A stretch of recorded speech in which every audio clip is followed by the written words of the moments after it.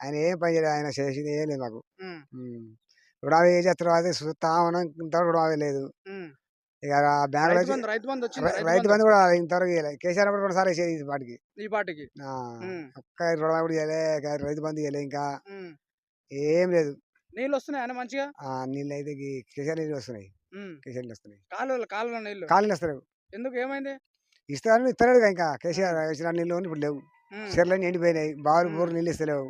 హ్మ్. ఇక్కడ చచ్చిపోయే కాలం ఉంది మాకిక్కడ. హ్మ్. హ్మ్. ఏం లేదు. నీళ్ళు లేవు, నిధులు లేవు మాకు ఏం లేవు. రుణమాఫీ లేదు, రైతు హ్మ్. బంధు లేదు. హ్మ్. మహిళకి 25,000 ఇస్తున్నాడు అది ఇయ్యలేదు. హ్మ్. 4 ఏళ్ళు పింఛన్ తీసి ఇస్తానన్నాడు అది కూడా ఇయ్యలేదు. ఏ పనులు చేయలే ఇంకా. హ్మ్. ఒకవేళ 50,000 మాత్రం అలాగా చేసిండు కొందరికి. హ్మ్. అది కేసీఆర్ అయిన వాళ్ళకే చేసిండు. మా కొత్త వాళ్ళకి ఎవరు చేయలే. హ్మ్. అయి అన్నయి. హ్మ్. ఇక చేస్తారు ఎదురు చూస్తా ఉన్నాం. హ్మ్. అది సీడలేదు, పాడలేదు. హ్మ్. హ్మ్. వాళ్ళెవరిని గెలిపిస్తారు? మళ్ళా ఈసారా? హ్మ్. ఈసారి పోతాడు. హ్మ్. ఎవరు ఈ కాంగ్రెస్ రేవంత్ రెడ్డి పోతాడిగ. పోతాడిక. హ్మ్. 70 సీట్లు